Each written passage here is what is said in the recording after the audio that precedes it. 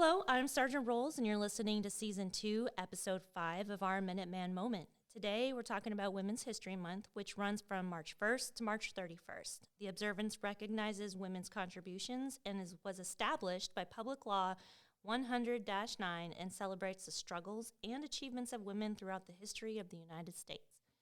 The observance has been celebrated in the United States since 1987 and highlights women's contributions to history, culture, and society. This year's theme is celebrating women who tell our stories. Today, I have with me two women who have amazing stories to share. Colonel Lipscomb, our Vice Wing Commander, and Chief Monk, our Command Chief. Welcome, ladies, to the podcast. Hello. Thank Hello. you. These women have made great strides in our wing's history and the history of the Arkansas Air National Guard, which is why they're here and what we're going to talk about today. So what makes women's history important to you guys? We, as female, we're important because so many times we're kind of put on the back burner. Like earlier we were talking about, we're supposed to stay at home and cook and clean and do all those things. And so when we're in this uniform and standing, representing females, I think that that's important for other female women to see. Kind of sets the tone for I can do. And so I think we have to represent that. You know, it's too bad that it only has to be the 1 month that we represent that. So we just have to make our presence known. So that's why I think it's important. I agree with Chief Monk. So many reasons why, you know, when I got in back in 1988, yeah. I know, it was a long time ago, you know, women couldn't be in certain AFSCs, couldn't do certain jobs. When you tried to show that you were capable of doing those jobs, we weren't allowed in them because of, Even if you were capable even if of. we were capable and wanted to do it, you weren't. There were so many restrictions. So we've come a long way, and it's important for young females to realize that there's so many opportunities now, and you know, if you want it, you can definitely, you know, get it now because it's there, it's available because of people like Chief Monk who have come and really shown, look, hard work, dedication, being committed, and here we are, you know, so many years later, and everything is just so changed so much, but for the good. And so women's history is important so that young females realize, hey, if I want to be a pilot one day, I can do that. If I want to go and be, you know, on the front line, I can do that. Because back when I joined, you couldn't do any of those things. So there's so many opportunities, and so important for people to understand that women do have a place in the military. Right. I agree 100%. And I know, like, each one of you are here because you have a unique story, and you've definitely contributed to women's history in multiple ways. Chief Monk, for you, you're our first female command chief and our first black command chief, which is something we highlighted last month during Black History Month. Yes, we did. So, and then we have Colonel Lipscomb here. You are our first Hispanic colonel in the Arkansas Air National Guard, and you are our vice commander, a female vice commander. I think you are the first female vice commander. Second. But that's still a big step, right? We've pulled ourselves up and we've showed everybody what we're capable of. How do you feel being part of history? Well, it's important, very important. My big thing, it's an honor when you walk down the hallway, and I call it the like me wall, and you got females on that like me wall. You know, you got myself, you got Colonel Lipscomb, you got Colonel O'Banion, and so that's important for people to walk through and see that there are females that can make a difference. And if you look on the wall, you see me and Colonel Lipscomb above the others, and so that's important for people to see that. And it is important for me because when I came in back in, I'm going to say before you, 1982, I didn't see females that were higher ranking in my bases that I went to because I was active duty for about 10 years. And so when you see somebody, and I never saw a black chief or a female chief, I didn't. And so when other individuals see that, that should give them a sense of pride and a sense of honor. So I'm happy to and very proud to have this opportunity. It didn't come easy, but I'm here. And so that's what makes the difference. And so I just want to set that example for others to let them know that you can do and be whatever you want to do. You just got to put in the work, and move forward. This is, even though I'm the first, you got to be a first before to make history. So I'm the first, so that means that there's others that can follow in my footsteps. You have to set an example. You have to pave the way, and I think both of you are doing an amazing job at that. Yeah, somebody had to be the first, and so I'm glad I'm the first, and I'm glad Colonel Lipscomb's the first. So. Yeah. To become what you want to be, you have to have a mentor or somebody that you look up to, somebody you want to be like. Who are your guys' most influential female figures throughout history? Or maybe it could just be your personal history. I'll let you answer that, Colonel. Okay. Yeah, so I was fortunate enough, many of you probably, some probably know. Anyways, General Hutchins Fry, she was one of our first female general officers in the state for the Arkansas Air National Guard. I've known her for a really long time, and she was one of my first mentors because she advocated for women in so many different ways. And just watching her, she just inspired me that you can do whatever you set yourself up for, continue to strive. And so watching her grow in her career and all the things that she was able to accomplish really, really was one of my mentors. But then also seeing like General Durham-Boss, who was in Fort Smith at the 188th and as a wing commander, and she was an F-16 pilot, and watching her and talking with her and lots of experiences that she was able to share with us. And so I consider her a mentor or somebody in history that I really looked up to. And then Colonel Ingram, who's Army, retired now, her and I became friends early in our career, even though she was Army Guard. And I was Army Guard at one point, but moved on from that. And so we became really good friends. You were in the Army? I was. I didn't know that. Yes. Wow. So okay. I started in the Army in 1988, and when I was talking about my career. And so I spent 2 years there, and part of that history of being a woman in the Army at that time, obviously there wasn't a lot of women in the Army Guard at that time. Right. And then the career field I picked, unfortunately, women couldn't be in a combat unit. So that's how I got to the Air Guard, because I had to leave the Army. Wow. So, yeah. But Colonel Ingram and I had become friends and kind of watched each other's career grow together. And so she's an inspiration to me as well. That's cool. Yeah. Now I learned something new about you. Yeah. Well, that's awesome. Yeah. Chief, do you have any people who have kind of inspired you to? It's like I said, when I came in the military in 1982, there were not a whole lot of females, and especially there weren't any that looked like me. So I kind of had to find my way. Right. And when I got here, the first chief that I ever saw was Chief Crumpton. She was in FSS, and so that was the first black female that I saw that was wearing the rank of chief. I worked in transportation. She was in FSS, and so our paths crossed. And then I met Colonel Lipscomb. I was in TMO when she was a captain. She used to come. So I saw females, but if you know me, I probably mentor people more than people mentor me, and so That is true. Yeah. So I kind of had to learn on my own and find my way, because at many times I was the only female in the room. I was at the table, but I was the only female at the table.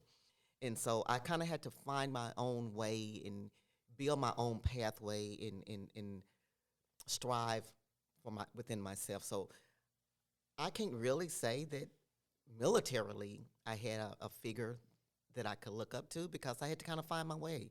Because when I came in, there wasn't very many people that looked like me. Right. And so now that I always said that I'm going to do this, I'm going to do that. And so now I do feel good about being an example of others. And so I hope some people, your airmen, have this podcast and say that they look up to me. I'm pretty sure there's a lot of people that can say that. So and not to say that there were not any females, but I just didn't see them. Right. I didn't see them when I came. Like I said, the first chief that I saw was Chief Crumpton when I got here to the 189.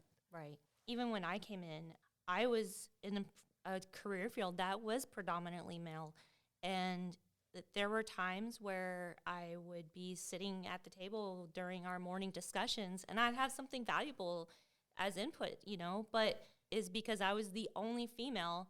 I was the only Air Force. There were so many things riding against me. I feel like sometimes I felt a little brushed off, Mm-hmm.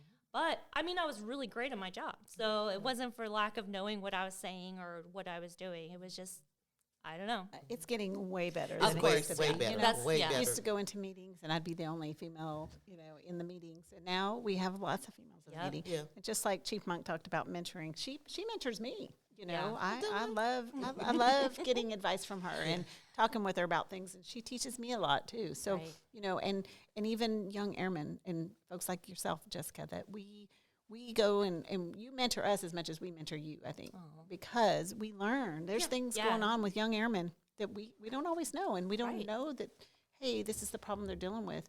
They're looking at us, but we're learning from them too. So Right. it's a Like how to react, how to respond, how to take care of somebody. You know, we didn't see females in vehicle operations. I think Right. Ashley Broadneck was the first Right. one that I saw that was driving a bus. We didn't see people in maintenance. I didn't see females in maintenance. We only saw them in the career fields like the FSS. I was in TMO, so it was very few females.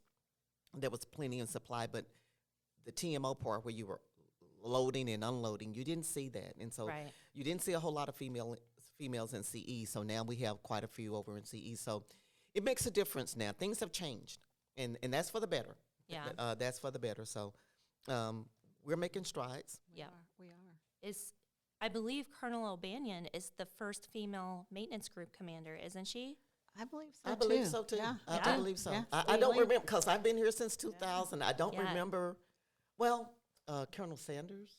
Yeah, but Colonel Sanders when maintenance, She was MSG when she. Yes. Mhm. Okay. Yeah, so she was yeah. the first vice, but Yes. Okay. female vice. But yeah, so we should have invited her here. I She know, could have I told didn't even us think about stories that. as That a would have been navigator. awesome. Well, I can even remember back in Fort Smith, obviously, I was in the 188th, and when we got the first female F-16 pilot, her name Oh, was I bet. Kristen Bass. And so, she was the first, and she didn't think anything of it, even though she was the first. And so there was a lot of things that had to be changed because she Right. was a female flying an airplane. Right. And so a lot of publicity about it. And, but she, that's a pretty big honor. Yeah. And it was really cool Especially- to see her, to see a female actually get into a predominantly men, who had that Right. career field. Right. Especially as a fighter pilot. Yes. I mean, there's something to say for that. Yes. So. Yeah. Yep. How do you guys think that we can be allies for women or even other marginalized groups within the wing or the guard or just in general? Having a voice at the table. Exactly. Having a voice at the table. A lot of times, me and Colonel Lipscomb, we've been working together now for about 3 years, almost 3 years, at least 3. At least 3. And so there's been a lot of times when it's just been me and her in the room. Right. And though we got loud voices. And we're not afraid just to like- speak up Yeah, and I think call they somebody get- out on Yeah, it. I think they listen. Well, I know they listen. But we got to continue to be have a voice at the table. We got to continue to express ourselves, and not saying that females are passive, but we just have to express ourselves so that they can get a different view of it. And it's not all about being a female, but it's just sometimes seeing it from a different perspective. And so I think we do have to be that voice at the table. We have to be that representation for other females. When we have to point them out when we see Right. things that are going on or things that need to be changed.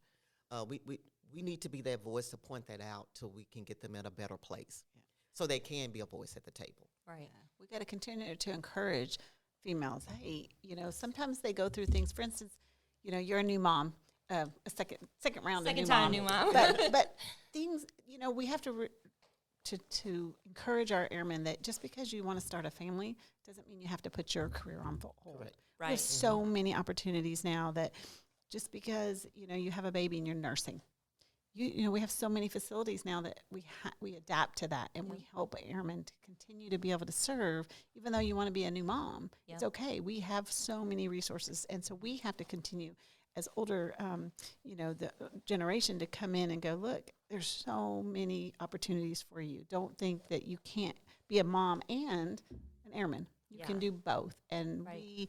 us being the voice and helping with those programs, and us helping to understand and give it a different perspective. Going, Right. look, this is what they need. These are things we need to do for females, and ensure they have what they need, and then they will give back to us. in Right. regard. And yeah, knowing your worth, knowing what you're worth, and knowing your potential, and knowing that you can go beyond boundaries but you just have to apply yourself. And I hope that me and Colonel Lipscomb, when they see us, I hope that they can see that. Because I was a single parent, so I know how hard it can be with the baby. I did it for 18 years. She's now 30, and now I'm a grandmother. But those are things that I didn't let that halt me. Right. It stopped me from advancing. So we just have to kind of relay that message to others that you need to know what your full value, what your worth, and what your potential is. Right. I was going through my career, and we had a young son at the time, and my husband being military as well. So you know what, we had to take turns, and it wasn't just mom who took off; it was dad too. And sometimes we don't have that availability for the spouse to be able to take off, or, you know, one or the other.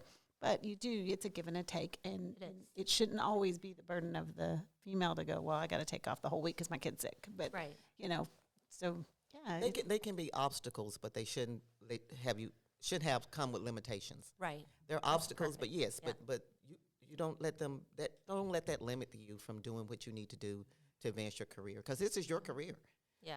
And so it's what you make it. Absolutely. Yeah, definitely.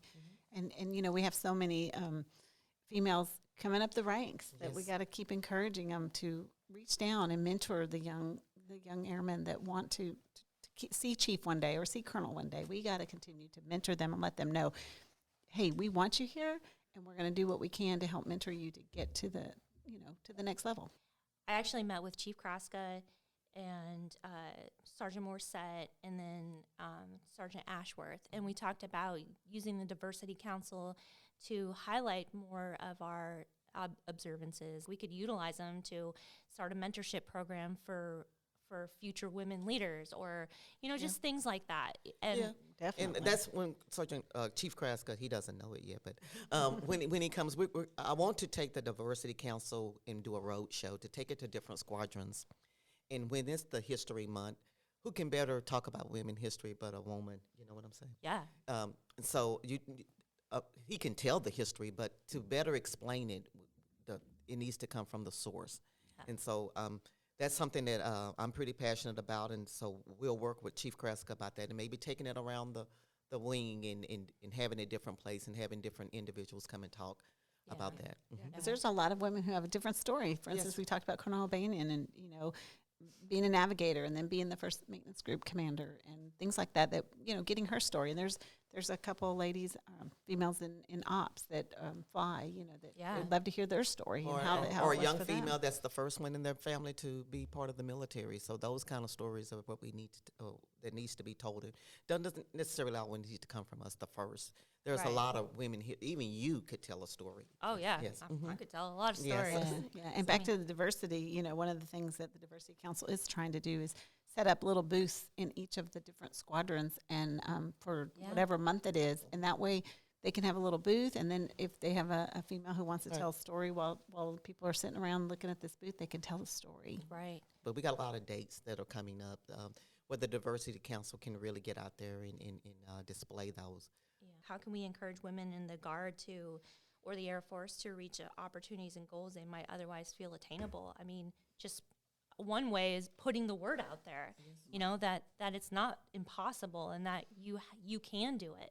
You know, look at you guys as a perfect example. You know, what have you done? How many steps did you have to take? What were your holdbacks? You know, things like that. We try to go around a lot as much as we can to be seen, because, you know, they might know us by name, but when they actually see us in person, that's, you know, a whole different aspect of it. Just be there to tell our stories, to be there for people that need that advice, somebody to talk to. And I think that also goes in line when we do go around and visit. It gives them opportunities to see us as real people, and that they can ask us questions, and they don't have to be afraid of us. Right. Yes, there is proper protocol. We understand that. But there are times that they can just let their hair down for a better, you know, and just say, hey, can I ask a question about this? Or how do you deal with that? Or I'm struggling with this. And so be invisible, like Chief said, but be invisible in order for them to be able to come to us and not feel like, oh, that's a colonel I can't speak to. We have to, like, blend that line. We can't make that line, because I think a lot of times younger airmen or just airmen in general or guardsmen, they hear leadership say, you can always come to me, my door's always open. Right. But what does that really mean? You know, so obviously when you say your door is always open, that doesn't mean if you're sitting in your office, they can just walk past everybody and walk in. You can in my office, Jess. I think I've done that once or twice too. You can in my office, yes. We can do that for Chief Monk. Yeah. But, well, when you guys are walking around and talking to people, that's their opportunity. That's your door is always open policy. You know, if you're walking into their work environment or into their space to see how they're doing, like you're doing that because you want to know how they're doing, you know, and I think that you guys do a great job of that already. And I hope that, you know, other leaders and even down to supervisors can do that. You know, I think it's important. One of my best friends now, she was my first supervisor when I came into the military 20 years ago, and she took care of me. Like she did things that somebody else would have just expected airmen to do. She took care of us. She made sure we had things we needed. I was a single parent too, and it was hard. And so she lived right across the street from me on base. She took care of me, and she helped me with the kids if I had to work a night mission, if I had to go TDY, if I was, you know, I was ComCam for a while, so if I was gone for a long time, she would help me with the boys, you know. And so I don't know, like not only was she just there for me as a supervisor, but she grew up in the Air Force as a single parent too. And she knew how hard it was. So she recognized that and then took care of me and made it easier for me to, one, do my job, two, experience the Air Force for what it potentially could be and not something horrible. When I got to my second duty station and I was the only female and I was the only person with kids, it wasn't easy, but I knew that wasn't how it's always supposed to be. So it didn't really get to me, you know, and it made it easier knowing that this is like a one shot. Like this isn't the norm. Okay, get to my next base, and it was wonderful again. You know, it's just this is always going to be hit or miss, and that's why I think it's important to find supervisors, leaders, mentors.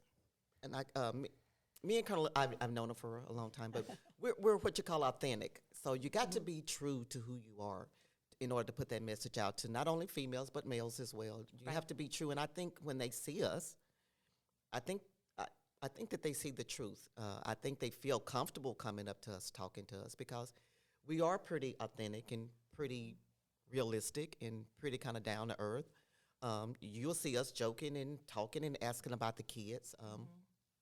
So I think that's important to kind of build that kind of rapport and that kind of relationship. Right. Yeah. Right. I think women tend to be a little more compassionate, and I'm not saying men aren't. I'm just saying that a lot of times, you know, I will ask about somebody's grandkids or kids, but that's just because as a mom, that's what we do. Yeah. And that will sometimes breaks that barrier down. Like if I see a young airman who I know has just had a baby and I start talking about it, that's an open conversation to give them an opportunity to ask me questions like, how did you do this? Or what do I do about this? Or when someone's come back from maternity leave and they're like struggling and then you have a conversation with them and you go, you know what, I was there one time and here's how you can get through that. And so our experiences as females, and then when we ask and have that compassion, I think that opens that door to allow females to ask, okay, I can do this. I can stay in the Air Force, and we want you here. And so we encourage that. And that's not why we ask, but that's just a way to help them understand. There's a lot of us that have been in your shoes, and we want to continue to grow you and let you see you can hit your max potential. If you really want to stay in the Guard, we're here for you, and we're going to help you get there. Right. We don't forget birthdays. She's always sending out a card. And it's just those little things that make you feel, even though she's wearing a bird and I'm wearing the 9 stripes, don't be put off by that, because realize we are people and we got that personal side of us. And so I think that goes a long way with our airmen. I think it's a personal niche, but a respect as well. Right. And so I think being women in our positions, it hasn't been easy for us. No, it hasn't. But we're here, And so I think we can send that message out to them, because long after we're gone, there's going to be somebody, I'm hoping, that will fill our shoes. Like I said, even though we're the first, we won't be the last. So Right. Yeah. Right. And we've been doing it a long time, but we're ready to watch others grow, Yep. and we want to encourage them. Hey, our time's coming to an end soon, and so we want to encourage them to step up and realize that the path is here. We want to put you on that right path, and so we want to see you grow, and we'll encourage you. We'll help you. We'll do what we can. Just step out and ask. We're so avid in the discussion, because I think it's just that important for anybody to hear this. Correct. So I really appreciate your guys' time. Is there anything else we want to close with? No, we just thank you, Jessica. Thanks for what you're Of doing. course. Thanks for being here. doing all the things PA for us, and help making sure the podcasts go out, making sure the stories go out. And we appreciate what you're doing, even with a new baby yourself. And so we appreciate that. Keep doing keep doing the good work you're doing. And if we can help you, obviously, our doors are open. Yes. Again, like we talked about, you might not be able to just walk into the door, but you can always say, I'd like to have a few minutes with Colonel Lipscomb or Chief Monk, and we're always going to make time for somebody if they're just asking for some mentoring. We are mission-ready airmen, providing premier training to the C-130 and cyber enterprises, capitalizing on partnerships to support the state and defend the nation. Our vision is to be a diverse family of airmen, dedicated, adaptive, and empowered to lead.